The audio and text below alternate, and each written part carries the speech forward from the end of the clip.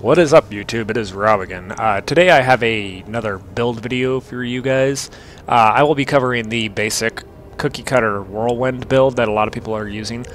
This is a very well-known build. A lot of people know about it, but that's why I've kind of been putting this one off for a little while. But I figured I should get around to it. A lot of people know this one, so if you know this, that's great. If you don't, you should. This is a very popular, probably one of the most, if not the most popular Barbarian build that I've seen out there, the one that I see the most. In this video, I will be going over the skills that I use and the runes that I'm using and why I'm using them. In my opinion, these are the best skills and best runes to use. That's just what works best for me. If you want to change a few things here and there, do whatever works best for you. It's all a matter of opinion. Don't let anybody else tell you any different. So let's jump right into this. The first skill that I am using is the Bash. It is a single target attack that does 165% weapon damage, has a 20% chance of knockback. And I'm using the Onslaught Ruin, which adds 2 extra attacks at the end of your hit that does 25% weapon damage per strike, and it removes the chance for knockback, which is really nice because the knockback is kind of annoying at times when you're trying to round stuff up. And it's just nice to get rid of. Personally, I like not having the knockback. The second skill that I'm using is the Whirlwind skill, which does exactly what it sounds like. It does 145% weapon damage as you spin your weapons around and do whirlwinds around your enemies and destroy everything. I'm using the Hurricane rune, which allows you to run at your full movement speed while you are whirlwinding. If you don't have this rune, you will be moving at a reduced speed, and you will definitely notice the difference. The faster you move, the more survivability you'll have. You'll be able to get out of the way of shit faster. If you're moving slower, you're just an easier target, so it's nice having this ruin to increase your movement speed back to normal. Lets you get out of fire faster. Can't put it any more simple. The next skill I'm using is a kind of defensive skill that increases your movement speed by 40% for 3 seconds. Nice for survivability purposes, like I said before, moving at a higher rate of speed. The Run Like the Wind rune is the rune that I'm using for this one. It generates tornadoes behind you as you are running that do 60% weapon damage over 3 seconds. Now this just lays down a nice little area of DPS as you are moving around and circling your enemies. It's a nice kind of like AoE damage that you'll be putting down as you're whirlwinding. This will be nice to generate fury and to put out massive damage to multiple enemies. Now the next skill that I'm using is a buff. It is called Battle Rage. It increases your crit damage by 15% and your crit hit chance by 3% for 2 minutes or 120 seconds. I am using the Into the Fray rune, which gives your critical hits a chance to generate 15 additional fury. So the more you're critting, the more fury you are regenerating. So with this build, you're obviously going to want to have a pretty solid amount of crit, but we'll get into that later. I'll go over the stats and everything that I recommend for this build later. We'll get into that after the skills. The next skill that I'm using is also a buff, but it's a defensive or survivability type of buff. This doesn't cost anything. It generates 20 fury and lasts for 20 seconds.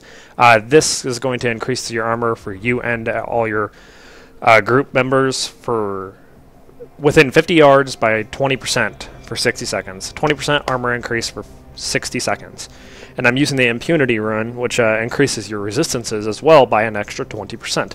That's 2 different buffs in one skill. This is a pretty debated skill whether or not to use. A lot of people don't use it. I'll get into that later though. I still prefer to use this one. There are recent changes made to the skill with a patch, I think 2 patches ago, 1.0.5. But like I said, we'll get into that later as well. I am using my next skill is the Wrath of the Berserker. This is a pretty well-known skill. Everybody knows about this one. This is the one that turns into the big hulking berserker form. It increases your damage output and your survivability. This is a great skill. The first thing it does is increase your crit hit chance by 10%, attack speed 25%, dodge chance 20%, movement speed 20%. This will increase your DPS and your survivability. This is all around an awesome skill. It's a big cooldown. It lasts for 15 seconds. I am using the Thrive on Chaos rune, which makes it to where every 25 fury you generate while in this form increases the duration of the skill for 1 second. So that's why you want to have a lot of crit with the Battle Rage and the Into the Fray rune. The more fury you're generating, the longer your Wrath of Berserker will last. You can pretty much keep it up as long as you want, as long as you have enemies to beat on. So as long as you're killing stuff, as long as you're generating sufficient fury, you can keep this up with sufficient gear, of course. Now to move on to the passive skills, the first passive skill that I'm using is Bloodthirst. This is very simple, just generate. It regenerates 3% of your life from your damage. Gain 3% of all damage done as life. It's plain and simple life regen. As you put out damage, you gain health back. Really nice for survivability purposes if you need it, if you don't have life steal on your weapons or your belt or whatnot. The next one I'm using is Ruthless. This increases your crit hit chance by 5% and crit hit damage by 50%. This also contributes to the whole generating extra fury. The more you're critting, the more fury you're going to generate. The more fury you're generating, the longer your Wrath of the Berserker will last. This is a very good DPS increase. This is all around an awesome skill. I definitely suggest using this one. The next one I'm using is the Weapons Master. This has multiple different effects depending on what kind of weapon you have in your main hand. Swords and Daggers, 15% increased damage. Maces and Axes, 10% crit hit chance. Polearms and Spears, 10% attack speed. And Mighty Weapons, 3 fury per hit. I am personally benefiting from the Maces and Axes. I'm using a two-handed Scorn, and it gives me 10% crit hit chance. This is, in my opinion, the best category to benefit from this skill. More crit, more fury, like I said before. It's the way to go, in my opinion. I don't see any reason to go with the others. I mean, they're all good. They all have their benefits, but the Maces and Axes one is the one that I benefit from the most, and I would believe you would too. Now, I'm going to go over some of the stats that I suggest you have for this kind of build. For crit hit chance, I suggest having roughly 45% or so. You want to be critting at least every other hit, and I'm sitting at 54.5. The more crit you have, the more crit chance you have, the more you're going to generate your fury, and the longer you can keep up the Wrath of Berserker. But I don't suggest going much lower than 45. I mean, I suggest being higher than that, actually. Crit hit damage, I suggest 450 or more. I'm at 543. So the more crit damage you have, the higher your crits are going to be, obviously. Now, resistance-wise, I don't think you should be going any lower than 550. To 500-ish, maybe even more. I'm sitting at probably roughly, just a guess, a little over 600 average. That's just a guess. I'm not even doing the math right now. And for armor, you want to be sitting at least around 6,500. And your Warcry will obviously increase all of those.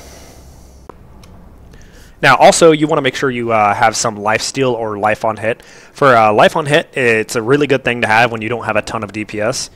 You want to have roughly, I don't know, 1,000 or so life on hit. I mean, it depends on what monster power you're doing. It depends on what you're trying to kill. But life steal is going to be a lot better when you're at higher end DPS, like 100k or 150k DPS. A few percentage of life steal is going to be a lot more life regen than whatever life on hit you may have. So I definitely suggest having at least 5% life steal or so. I mean, I'm not very solid on that number. I'm sitting at 5.9, and that seems to do just fine for me. I mean, I could have more. More would be nice, but I wouldn't really go much lower than 4.5 or 5% life steal. You want to be regenerating as much health as possible because you're going to be hitting really fast, and the more life steal you have, the more life regen you're going to have, the more survivability you're going to have. It's just a really great thing to have. If you don't have it, you're not going to survive all that well because none of your skills that you have that you're using with this build really have any life regen in them at all. So you're going to be relying on your life steal from your weapon or your belt or the Bloodthirst skill that I was talking about earlier. Now, to move on to a more debated subject on this build is a lot of people really don't like using this exact build anymore because back in patch 1.0.5 they nerfed the Warcry skill. It used to give you a 50% increase to your resistances. Now it's down to 20%. It's less than half, but I still honestly believe that this is still a very beneficial skill to have. It's still good. It's just not nearly as powerful as it used to be. This is still a very viable spec or build to use. A lot of people think that ever since that patch that the build is useless. I completely disagree. This is still a very, very good, solid build. It works. And another thing that was also got the nerf bomb was the Run Like the Wind. They reduced the proc rate that the tornadoes come out at, so you are dropping less tornadoes behind you as you go, and it's a little bit more difficult to generate fury, but it's nothing too substantial. It's nothing that your gear cannot compensate for. This is still a very solid and very good build. There's no reason not to use it. There's a lot of people out there that believe that this build is just scrapped ever since that patch, but that's definitely not true. This is a very solid build, and I definitely suggest you try it. It's very entertaining, and it's a very efficient way to farm experience or low monster power levels, or even it even works at higher monster powers. There's nothing that you really can't do with this build, obviously dependent on gear. But I definitely suggest you do this build, at least try it out for a little bit. I think that's about all I've got for today. Check out the information in the comments in the description below. I've got a link to my Facebook. If you have not checked that out yet, go over there and give me a like, please. And also, if you really like this video and if you want to see more, subscribe, give me a like on this video, leave me a comment if you have any questions or any suggestions. Just let me know in the comment section below. Thank you for watching, and have a great day.